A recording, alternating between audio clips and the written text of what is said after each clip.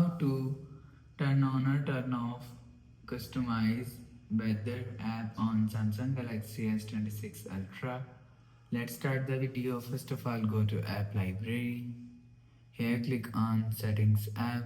Now in setting, scroll down and click on general management.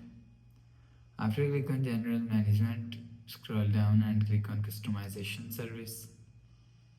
After click on customization service, so scroll down to and you will see weather is here. If you want to turn off weather, so turn off this button.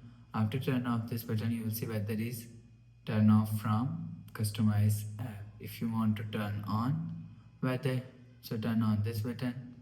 You will see weather app is turn on from customize app. So you will turn on or turn off weather from here.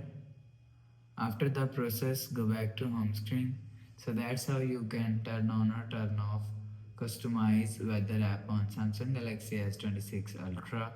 If you like the video, please subscribe. Thanks for watching.